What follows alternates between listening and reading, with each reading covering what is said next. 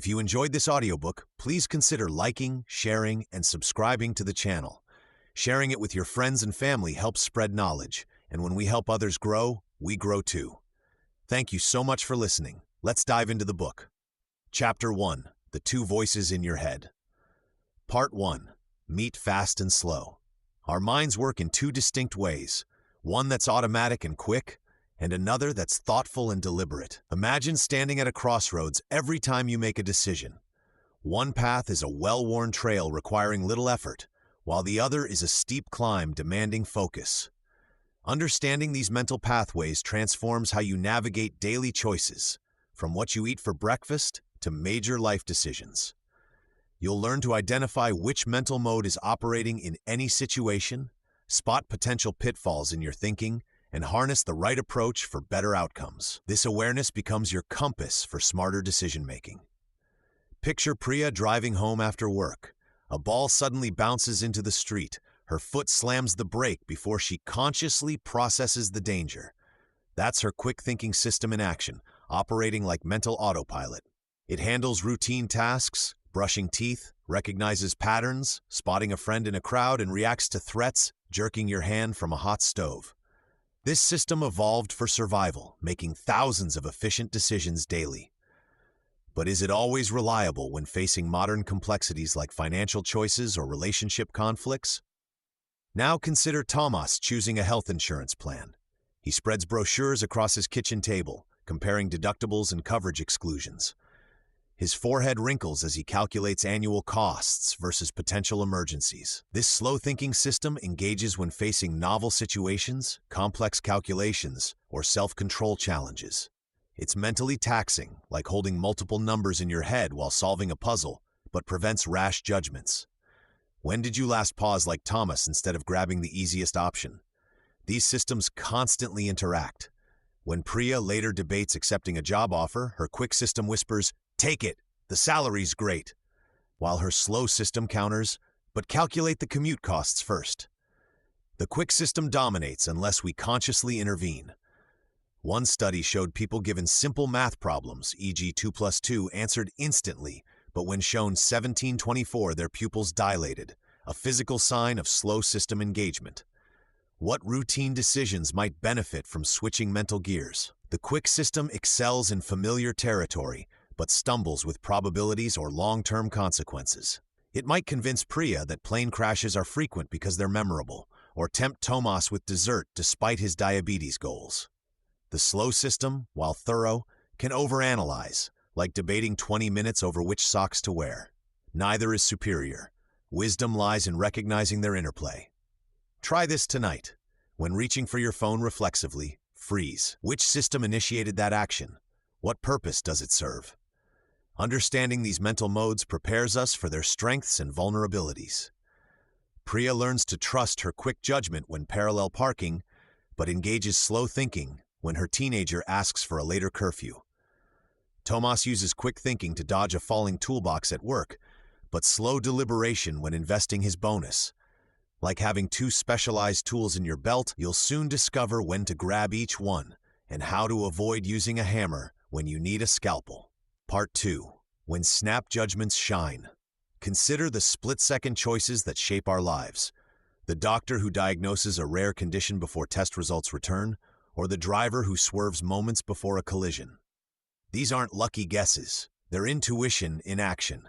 Your mind processes patterns faster than conscious thought, turning experience into instinct. This section explores how snap judgments become superpowers in high-stakes moments, revealing when to trust that inner nudge. You'll learn to recognize the signals that separate reliable gut feelings from random impulses, using real examples from emergency responders, artists, and everyday experts. Discover how to harness this mental shortcut without falling for its traps. Elena, an experienced nurse, once noticed a patient's slight facial droop during routine vitals. Though the man complained only of fatigue, her immediate suspicion of stroke led to life-saving intervention. What seemed like a sudden insight actually drew from years of observing subtle symptoms, a mental database her conscious mind couldn't quickly access. This is intuition's sweet spot. Complex pattern recognition honed through repeated exposure. When have you experienced a similar moment of unexpected clarity? Our brains excel at thin slicing, filtering critical details from noise. Take Marco, a fire captain, who ordered his team out of a burning building seconds before the roof collapsed. He couldn't articulate why, but his subconscious registered abnormal heat patterns and faint structural sounds. Research shows such expertise-based intuition often outperforms slow analysis in time-pressured environments. Chess masters, for instance, recognize winning moves in milliseconds by accessing mental libraries of board patterns.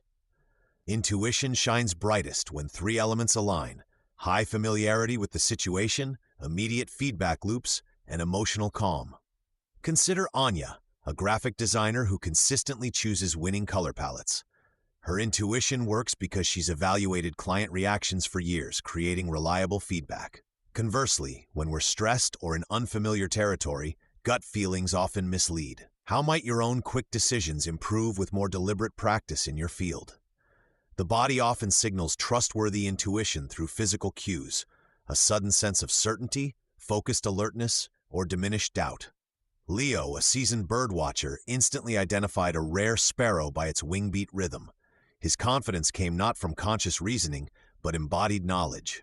Yet this differs from impulsive reactions driven by bias or fear. Reliable intuition feels like quiet recognition, not frantic emotion.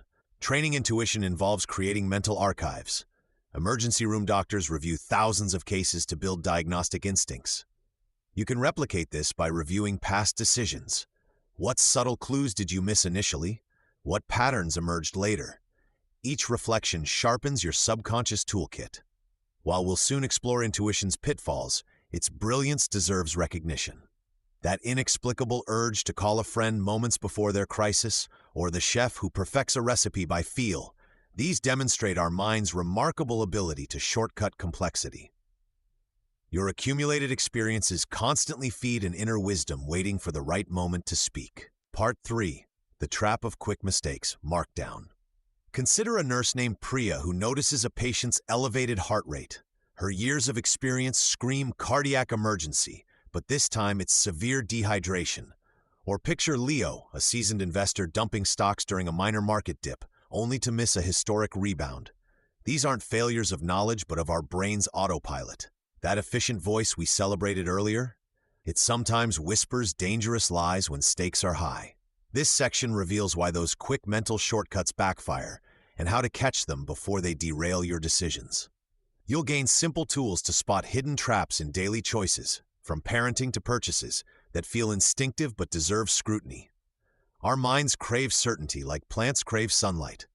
When information feels incomplete, we unconsciously fill gaps with assumptions. Take Ben, a project manager. He saw two team members laughing during his presentation and concluded they were mocking him. Fueled by this snap judgment, Ben reassigned them, only to learn they were celebrating a colleague's pregnancy news. His brain used pattern matching, past experiences of disrespect, to create a coherent story, ignoring other possibilities. What recent interaction might you have misinterpreted due to missing context? This isn't just about emotions. Cognitive scientists identify systematic errors in quick thinking. The anchoring bias makes us cling to initial information. When Maya bought a car, the salesman mentioned $25,000 first. Even after negotiating down to $22,000, she later discovered similar models started at $20,000 elsewhere. Her brain anchored to that initial number. Similarly, confirmation bias filters evidence to support existing beliefs. After reading online reviews, Kaido bought premium headphones convinced they'd improve his music production. He ignored critical feedback about their bass response until his mixes consistently failed. Overconfidence amplifies these errors. Studies show 93% of drivers rate themselves as above average, a statistical impossibility. This illusion of skill appears everywhere. Rita launched a bakery believing her cupcakes would outsell competitors within months. She didn't survey local preferences or test pricing. When sales stalled, she blamed bad luck rather than her rushed planning. Have you ever underestimated a task because past successes made you overly sure? Spotting these traps starts with recognizing triggers. Strong emotional reactions, anger, excitement, time pressure, decide now, information overload, fatigue, or stress. When these appear, deploy the pause method. 1. Probe assumptions. What evidence contradicts my initial view? 2. Ask outsiders. How would my most cautious friends see this? 3. Unpack stakes. What's the real cost if I'm wrong? 4. Seek equivalence. What similar past decisions taught me something unexpected? 5. Evaluate probabilities. Is this 90% likely or 50%? During a hiring spree, tech founder Elena almost rejected a candidate for his messy portfolio. Remembering her bias against disorganized people, she paused. She asked her designer to review the work.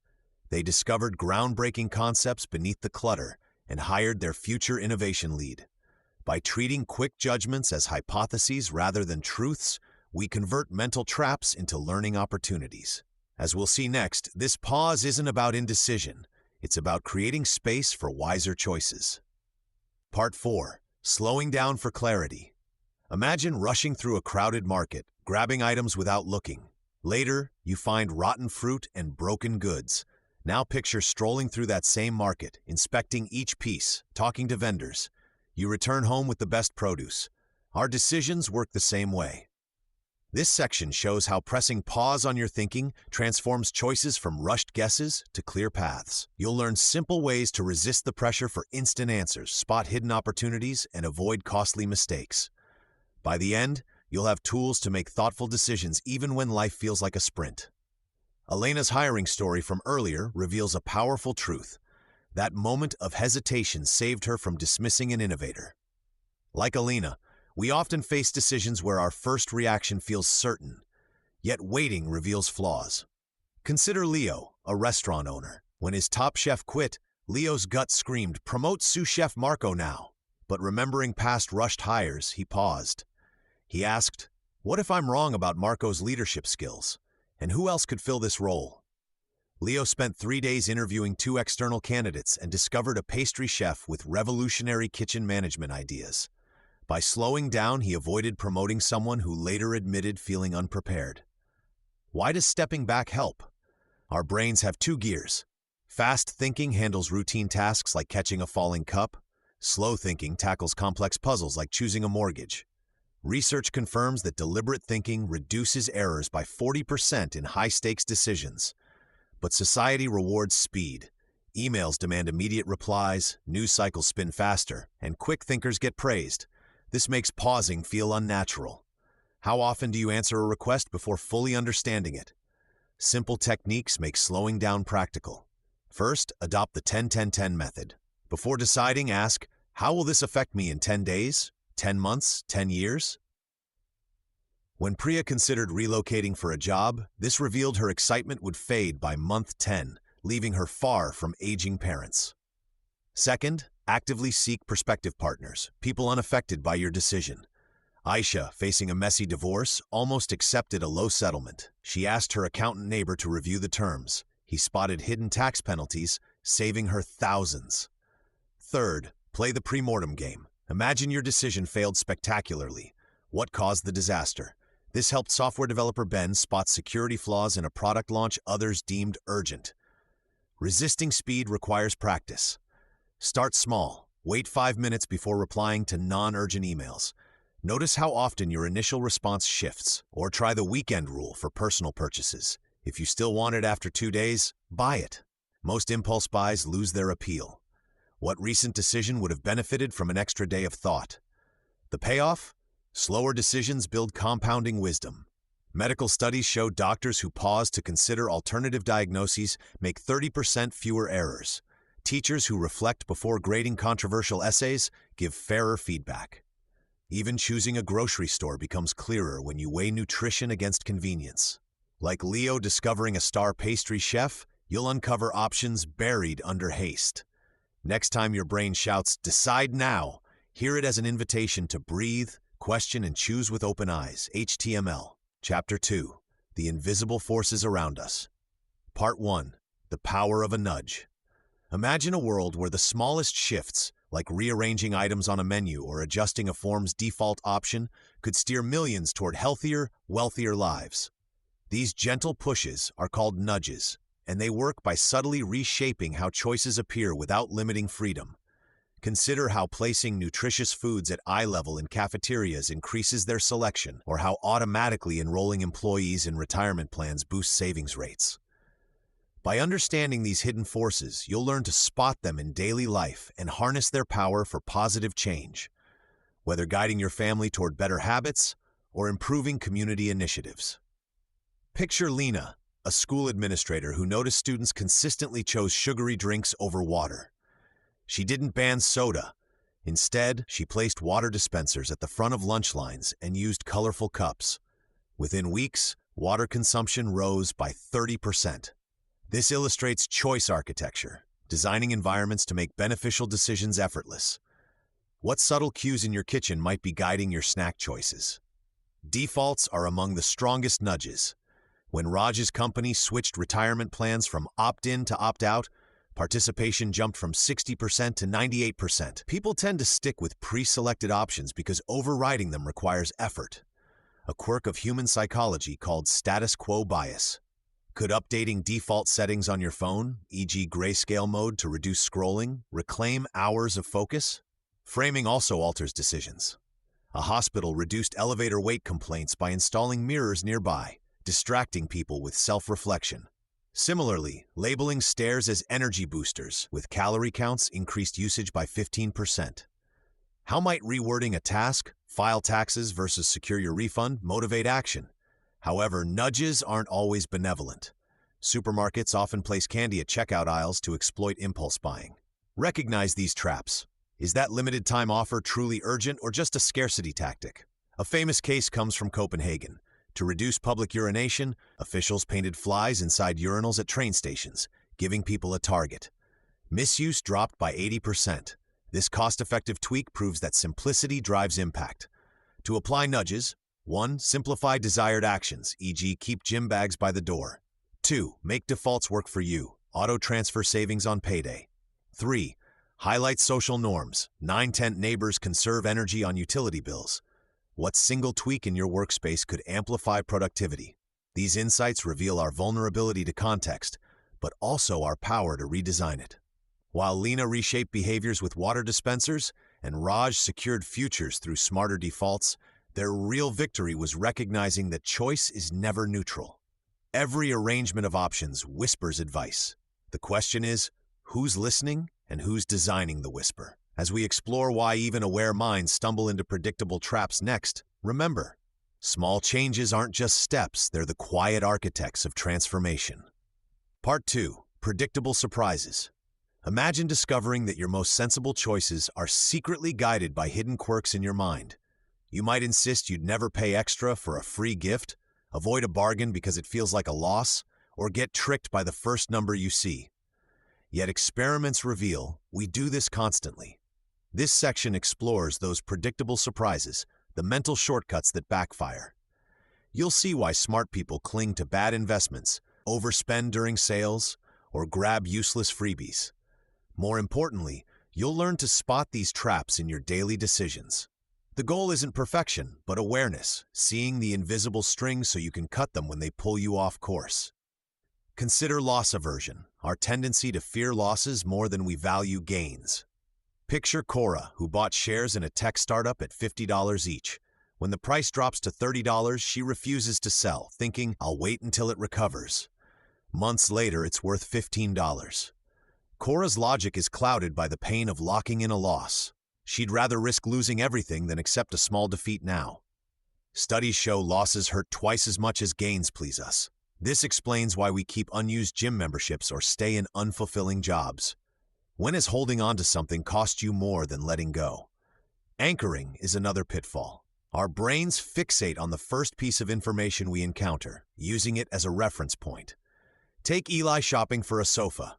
He sees one priced at $2,000 first. Later, a similar sofa costs $1,200. It feels like a steal.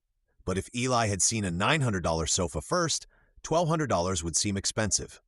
Real estate agents use this. Mina lists her apartment at $750,000, hoping buyers will negotiate down to $700,000, which feels fair compared to the anchor. Anchors warp our judgment even when we know they're arbitrary. What price tag recently influenced your perception of value? Free offers trigger irrational excitement. overriding logic. Leo walks past a bakery offering buy one croissant, get one free. He wasn't hungry, but takes the deal anyway. Later, he eats both and feels sluggish. The word free activates a primal shortcut in our brain, making us overlook costs like calories, clutter, or time. Businesses exploit this. A bank offers free checking but hides high overdraft fees. Customers flock in, ignoring the fine print. Research confirms free items increase sales even when the total cost is higher than alternatives. When did free tempt you into a poor choice? These quirks aren't flaws but survival tools. In ancient times, fearing losses kept us alert to threats, anchoring helped quick decisions, and free items meant vital resources. Today, they cause modern mishaps. The fix starts with pausing. Before decisions, ask, am I avoiding this because it feels like a loss? Or is that discount real or just an anchor? Cora could set a rule. Sell any stock down 20%. Eli might research prices before shopping. Leo can ask, would I buy this if it wasn't free? Small pauses create space for wiser choices. By recognizing these patterns, you disarm them. You'll still encounter surprises, but they'll feel less like mysteries and more like predictable crossroads. With this awareness, we're better equipped to handle the hidden inconsistencies that creep into our judgments, which we'll explore next. Part 3. The noise in our heads. Imagine two judges sentencing similar crimes very differently, or you choosing a salad for lunch one day and pizza the next, despite identical circumstances. That invisible randomness in our choices is called noise. It's the hidden static in our thinking, caused by mood swings, tiredness, or fleeting distractions, that makes our decisions inconsistent even with the same information. In this section, we'll uncover how noise quietly warps your judgments at work, home, and beyond. You'll learn straightforward methods to recognize this variability and practical tools to create steadier, fairer outcomes in your daily choices. Consider hiring managers Eva and Tom reviewing identical job applications. Eva, energized after her morning coffee, rates a candidate highly. Tom, reviewing the same file after a tense meeting, dismisses it as mediocre. Same facts, different verdicts. This happens because our brains filter information through temporary states. Stress, hunger, or even the weather. What small factors might have swayed a recent choice you made? Noise isn't just about differing opinions between people. Take Omar, a financial advisor. On Monday, he cautiously recommends bonds to a client. By Thursday, feeling optimistic after a market uptick, he suggests aggressive stocks for the same client profile. His shifting internal state created inconsistency where none should exist. Such variability causes real harm, like uneven loan approvals or medical diagnoses that change with a doctor's fatigue. Reducing noise starts with awareness. Checklists are powerful equalizers. At a design firm, colleagues Lena and Ken used to give wildly conflicting feedback on projects. After adopting a simple 5-point evaluation checklist, covering clarity, feasibility, originality, etc., their assessments aligned 80% more often. Try drafting a mini checklist for recurring decisions like grocery shopping or email responses. What 3 factors always matter most? Second opinions cut through noise by averaging out extremes. When teacher Ray doubted a student's grade, he asked a colleague to regrade it blind. Their scores often converged, revealing Ray's initial harshness stemmed from unrelated frustrations. This decision hygiene works for personal choices too. Discussing big purchases with a pragmatic friend often exposes hidden emotional influences. Before implementing these tools, a tech startup saw managers approve pet projects inconsistently, causing team conflicts.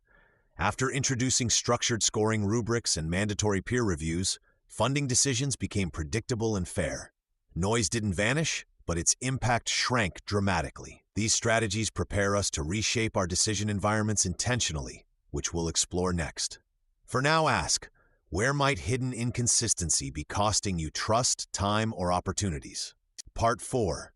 Changing the game. Consider the kitchen counter. If it holds a bowl of fruit, you might grab an apple. Replace it with cookies, and your hand reaches for sugar instead. This isn't weakness, it's your environment steering your choices. By reshaping our surroundings, we can guide decisions toward better outcomes. This part explores practical methods from behavioral science to structure your world for success. You'll learn how tiny tweaks to routines and spaces can defeat procrastination, curb impulses, and transform intentions into actions. We'll examine real stories of people who redesigned their choice architecture, proving that control isn't about willpower alone, but about smart design. Take Arjun, a software engineer who habitually postponed complex coding tasks. He blamed his lack of discipline until he restructured his work environment. First, he scheduled his most challenging work for 9 a.m., right after his morning coffee, when his focus peaked. He installed a website blocker to eliminate distractions during those hours. Next, he broke projects into microtasks.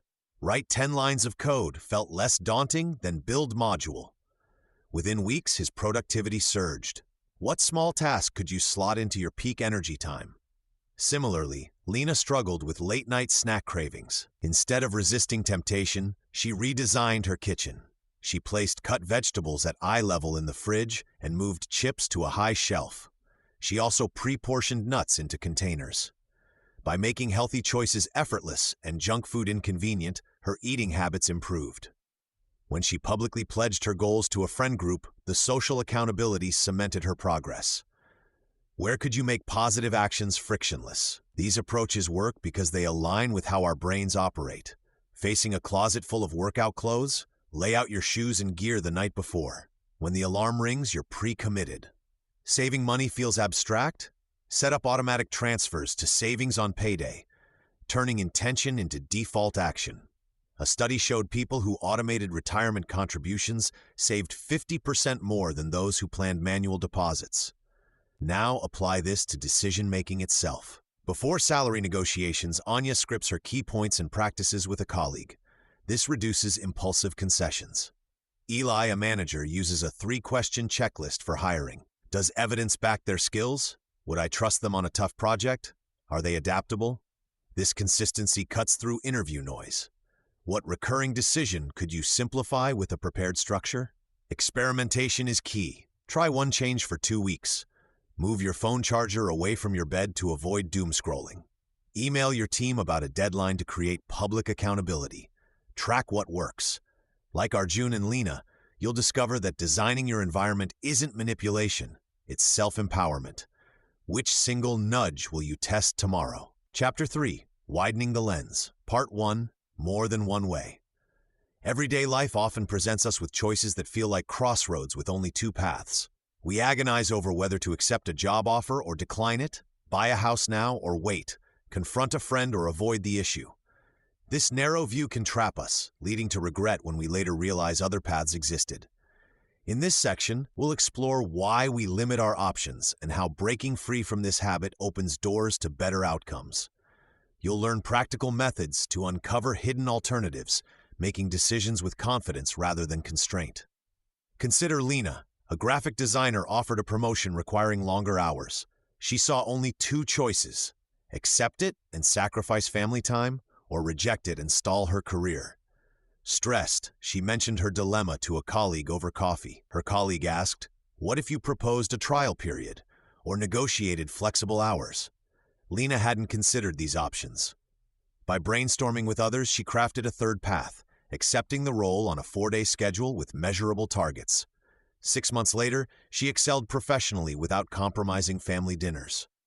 Why do we default to either-or thinking? Our brains crave efficiency. Like a tired hiker choosing the first visible trail, we grab familiar options to avoid mental effort. Research shows this narrow framing blinds us to 70% of viable alternatives in complex decisions. The RAP method, used by organizations worldwide, starts by deliberately widening options. Instead of asking, "Should I do this?" ask, "What are all possible ways to address this?" Here's how to practice it. First, set a timer for 10 minutes and list every idea, even silly ones, for your decision. Aim for quantity, not quality. When Jake debated quitting his stressful marketing job, he jotted down 15 alternatives, including freelancing part-time, shifting departments, or taking a sabbatical. This sparked his realization that he could request a project-based role, cutting stress without losing income. Second, seek input from people with different experiences. A teacher might solve a budget problem differently than an engineer. Ask, "If you were in my situation, what would you try?" Third, reframe constraints. Facing a costly home repair? Instead of pay or postpone, ask, "Could I learn to fix part of it?" Barter skills with a neighbor? Negotiate a payment plan? What's one recent decision where you felt torn between just two choices? How might it change if you listed 5 more options? A study of medical diagnoses revealed that doctors who considered just 1 or 2 possibilities missed correct treatments 40% of the time. Those who forced themselves to brainstorm alternatives, even unlikely ones, improved accuracy dramatically. The same applies to daily choices. When you habitually expand your options, you move from reactive problem solving to proactive opportunity finding. Next, we'll explore how to test these options against reality, ensuring your best ideas hold up under real-world pressures. Part 2. Testing your thinking. Markdown. Imagine you're considering a career change. You've brainstormed several paths, but which one holds real promise? This part shows how to challenge assumptions and reality check your plans. By asking tough questions, running quick experiments, and seeking honest feedback, you'll uncover hidden flaws and unexpected strengths. These simple techniques help avoid costly mistakes and build confidence. Let's explore how to stress test decisions so they stand up to real-world pressures. After expanding your options, the next step is examining them critically. Our minds often cling to ideas that feel comfortable, ignoring warning signs. Take Ben, who wanted to launch a coffee truck. He loved his business plan until he asked strangers at a park, "What would make you choose my truck over others?" Their answers revealed he'd underestimated competitors' loyalty programs. This small reality check saved him months of lost income. Confirmation bias, seeking only information that supports our views, is a common trap. When Priya planned to move cities for a job, she only researched positive reviews. Then she tested her assumption by renting an apartment there for a week. The commute took twice as long as online maps suggested, and she discovered neighborhood safety concerns. This experiment cost less than a vacation, but exposed critical flaws.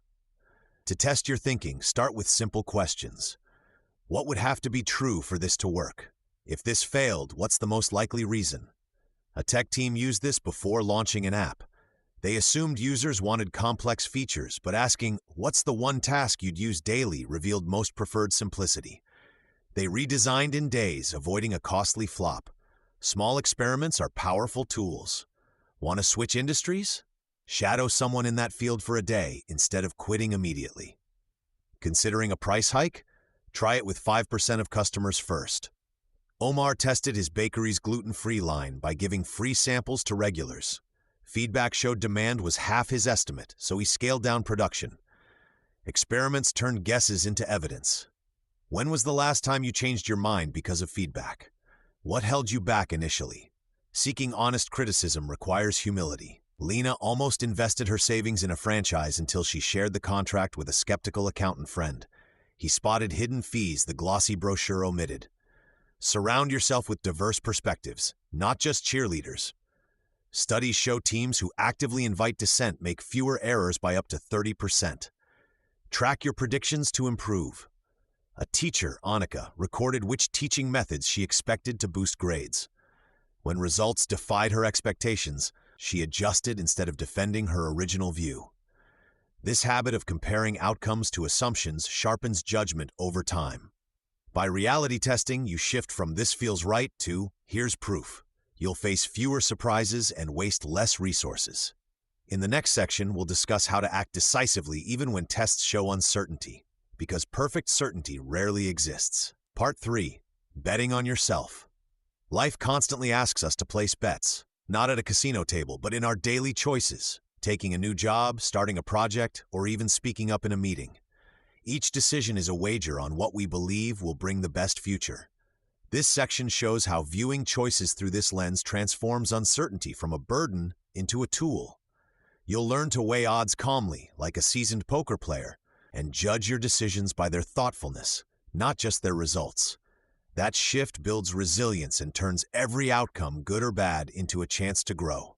Imagine Lena, a software developer considering a job offer. The role pays less but offers exciting challenges. She thinks, "If I take this, will I succeed?" Instead, she could ask, "What are the odds this move advances my skills?" Framing it as a bet, say, 70% chance of growth versus 30% risk of regret, helps her weigh factors like mentorship or industry trends. Poker pros like Annie Duke call this thinking in probabilities. They know a strong hand can lose to a lucky draw, just as a weak one can win. The key? Judge the choice, not the outcome. Consider Omar, who launched a bakery during a recession. It failed within a year. Was that poor judgment? Not necessarily. He'd researched suppliers, tested recipes, and targeted a neighborhood lacking cafes. Bad timing, a pandemic lockdown sank it. If Omar blames only himself, he might quit entrepreneurship. But if he separates luck, global events, from skill, his planning, he sees his process was sound. That insight fuels his next venture. How often do you confuse bad luck with a bad decision? Real progress comes from reviewing bets without emotion. After a choice, ask, what did I expect to happen? What actually occurred? What does this teach me about my assumptions? Priya, a teacher, applied this. She bet that group discussions would boost class participation. When half the students stayed quiet, she didn't scrap the idea. She reviewed. Were groups too large? Topics unengaging? Her adjustment, smaller teams with clear roles, worked. By treating outcomes as data, not verdicts, she refined her approach. Adopting this mindset means accepting uncertainty. Weather forecasters don't say, it will rain. They say, 60% chance. That humility invites learning. Try assigning percentages to your next big choice. If you're 80% confident about a career shift, explore why. What information would make it 90% or 50%? This isn't about being right. It's about reducing blind spots. Finally, build a habit of decision autopsies. When a project succeeds, ask, how much was skill versus luck? If it fails, what can I control next time? A growth mindset turns losses into lessons. You'll stop fearing mistakes and start valuing them. After all, every bet you place sharpens your judgment for the next one. Part 4. Learning from the best and worst. Consider how the world's most successful people approach choices. They don't just rely on instinct or past successes. Instead, they study decisions like scientists, learning from every outcome, whether good or bad. This section reveals key habits that separate exceptional decision-makers from the rest. You'll discover why admitting uncertainty beats false confidence, how updating your views creates better results, and why the willingness to learn from mistakes builds lasting judgment. These aren't abstract ideas. They're practical tools used by real people in high-stakes situations. By examining both brilliant and disastrous choices, you'll gain actionable strategies to improve your own decision process starting today. Take Ben, a project manager who ignored warning signs during a product launch. His team reported technical issues, but Ben dismissed them, saying, "We've done this before." When the product failed, he blamed market conditions. Contrast this with Priya, a nurse leading a hospital safety initiative. She started each meeting by asking, what might we be missing? When early data showed flaws in her approach, she immediately adjusted the plan. Her team caught critical errors that saved lives. What made Priya's mindset different? She treated decisions as works in progress, not final verdicts. Great decision-makers share 3 traits. First, they actively seek disconfirming evidence. Instead of only looking for data that supports their views, they ask, what would prove me wrong? Second, they express confidence in probabilities, saying, I'm 70% sure rather than I know this will work. This leaves room for new information. Third, they regularly revisit past choices to extract lessons. A restaurant owner named Carlos does quarterly decision reviews with his staff. When a new menu item flopped, they analyzed why instead of blaming customers. Their next launch succeeded because they fixed the real issue: poor staff training. Questions to consider. When did you last change your mind about an important choice? What evidence prompted that shift? These practices build what researchers call belief updating. It means treating your opinions like software, constantly refining them with new data. Consider how weather forecasters improve predictions. They don't defend yesterday's forecast. They incorporate today's satellite readings. You can do this too. After making a choice, set a reminder to review it in 2 weeks. Ask, what has surprised me? What would I do differently now? This habit turns experience into wisdom. Failure becomes valuable when we study it without defensiveness. A tech CEO named Lena shares failure post-mortems company-wide. When a marketing campaign underperformed, her team identified a flawed assumption. They'd targeted busy professionals but ignored their dislike of lengthy videos. Next time, they tested shorter formats first. Lena credits this transparency with doubling their success rate. Meanwhile, teams that hide mistakes keep repeating them. The key is separating your self-worth from the outcome. Ask, was my reasoning sound, regardless of the result? This builds resilience. History offers powerful lessons. President Kennedy transformed the Cuban Missile Crisis by inviting skeptics into his team. He purposely included advisors who disagreed with him, preventing groupthink. Years earlier, the Titanic's designers ignored safety concerns because past voyages went smoothly. Both cases show how humility in decision-making changes outcomes. You don't need high-stakes situations to practice. Start small. Next time you debate weekend plans with your family, genuinely consider the least popular option. Note what you learn. Better choices emerge when we stop defending our ideas and start testing them. Chapter 4. The Art of Clear Thinking. Part 1. Spotting Tricky Traps. Every day we make countless decisions without realizing hidden traps skew our judgment. These mental shortcuts once helped humans survive, but now lead us astray in modern life. This section reveals 3 common pitfalls: confirmation bias, sunk cost fallacy, and groupthink through relatable stories. You'll learn to spot them in your own thinking and gain practical tools to avoid costly mistakes. By recognizing these patterns, you'll approach choices with sharper focus and fewer regrets, whether deciding what to buy, who to trust, or where to invest your time. Consider confirmation bias, our tendency to favor information confirming our beliefs while ignoring contradictory evidence. Imagine Ravi, who believes electric cars are unreliable. He dismisses positive reviews while highlighting every negative tweet about battery failures. This selective attention cost him when he bought a gas guzzler just before fuel prices spiked. How often do you seek only viewpoints matching your own? To counter this, actively ask, what evidence would prove me wrong? When researching health trends, Priya deliberately reads studies challenging her assumptions, helping her spot flawed claims about miracle diets. Another trap is the sunk cost fallacy, throwing good resources after bad because we've already invested. Take Omar, who wasted 3 years on a failing business because he'd put too much money in to quit. He kept hiring more staff despite mounting losses, thinking, I can't walk away now. What project or relationship are you clinging to purely because of past effort? Break this cycle by asking, if I started fresh today, would I choose this path? Omar eventually shifted his funds to a new venture, freeing him from the emotional anchor of his initial investment. Groupthink occurs when harmony overrides critical thinking in teams. Elena's marketing team unanimously approved a flawed ad campaign because no one voiced doubts. They feared seeming negative, leading to a costly product launch failure. Where might you be silencing doubts to keep peace? Encourage dissenting views with structured techniques like primortems. Before deciding, assume the plan failed. What caused it? Elena's team now assigns someone to play devil's advocate, uncovering risks early. Simple habits build immunity to these traps. Pause when you feel overly certain. Ask what you might be missing. For group decisions, gather written opinions first to avoid conformity.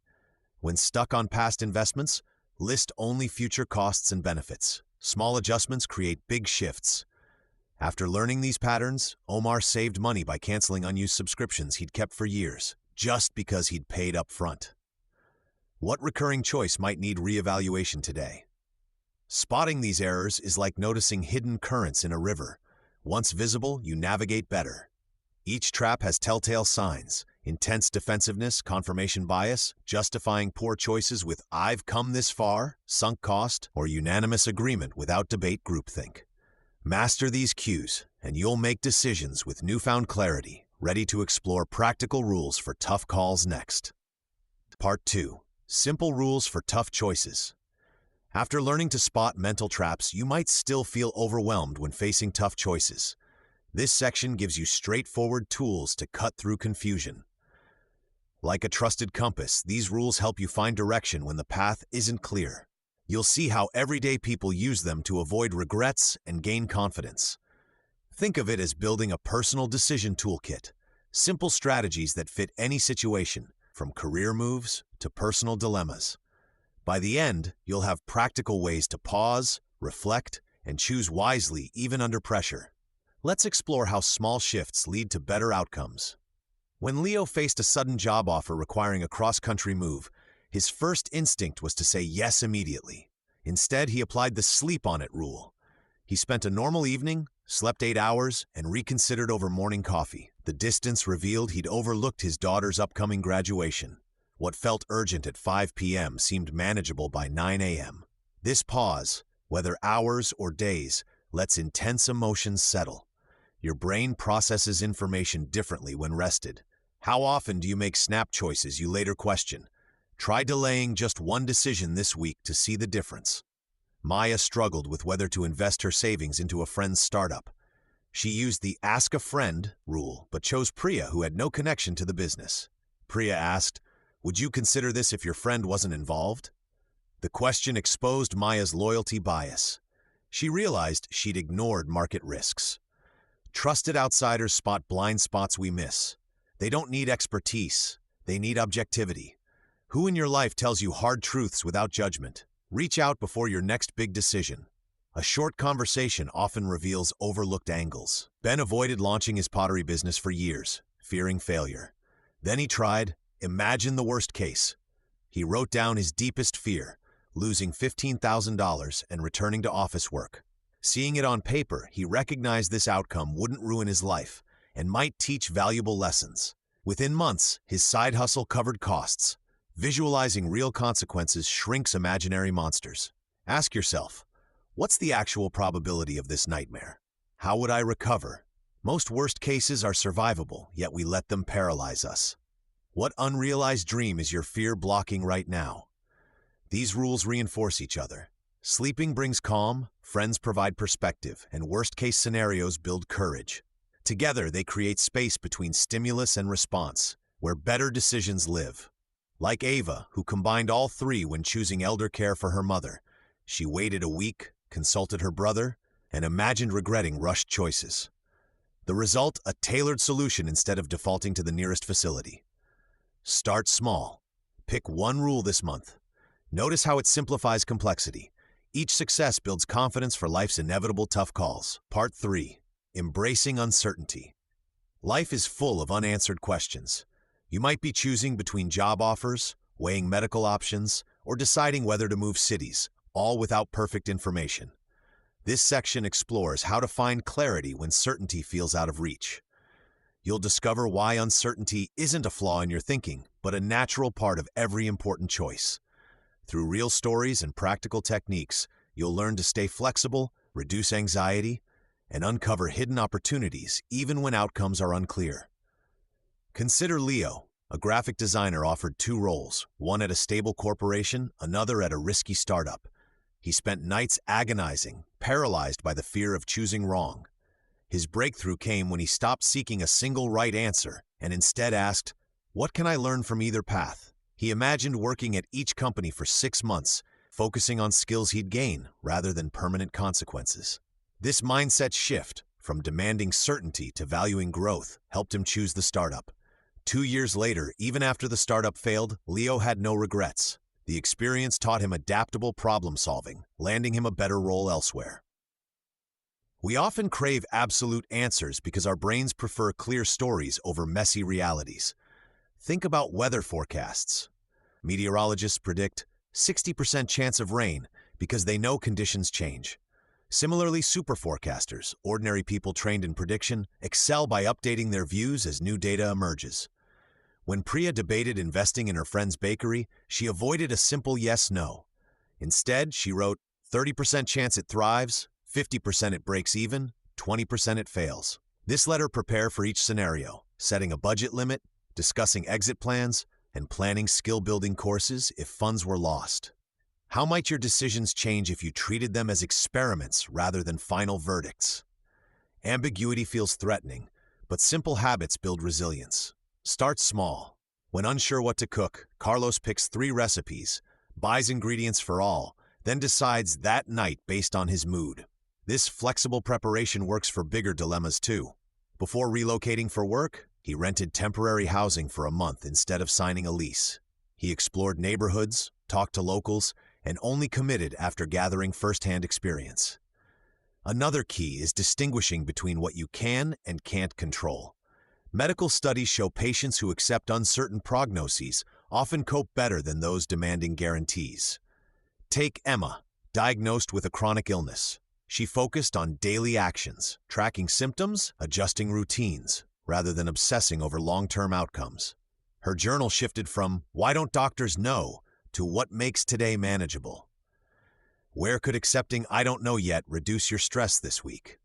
Uncertainty becomes powerful when linked to curiosity. Tech innovators like Elon Musk frame failures as data points, not defeats. When Maya's freelance business stalled during the pandemic, she paused, chasing clients, and interviewed peers about emerging needs. This revealed demand for virtual team building, a pivot that tripled her income. By staying open, she transformed doubt into discovery. Ultimately, embracing the unknown isn't about ignoring risks. It's about building confidence in your ability to adapt. Like a sailor adjusting sails to shifting winds, you'll navigate better when you expect changes. Each uncertain choice practiced builds this skill until the question shifts from "what if I'm wrong" to "what will I learn next?" Part 4. Your decision story. Every decision you've ever made, from what to eat for breakfast to changing careers, has shaped the story of your life. This final chapter invites you to see your choices not as isolated events, but as connected moments in your personal narrative. By examining patterns in how you decide things, you can spot habits that help or hinder you, celebrate times you got it right, and find lessons in mistakes. Like editing a manuscript, you'll learn to refine future chapters using simple tools from this book.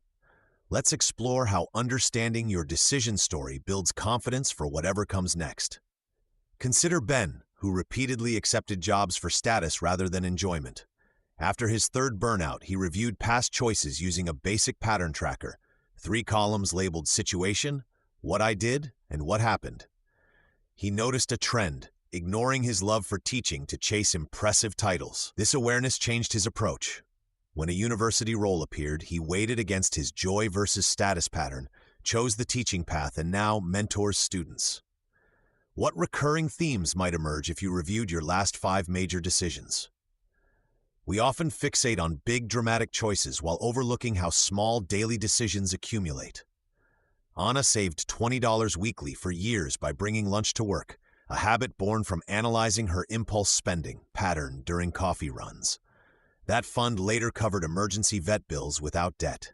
Tiny choices build resilience, just as daily sentences form a novel. Where might your consistent small actions create significant future benefits? Learning works best when we examine outcomes without self-judgment. When Omar's restaurant failed, he avoided blaming himself. Instead, he asked, "What signals did I miss? What would I do differently?" He realized he'd dismissed neighborhood demographics showing few families, his target market. His next venture succeeded by testing assumptions first, treating missteps as data transforms regret into wisdom. How could reframing one past failure as a lesson change your approach?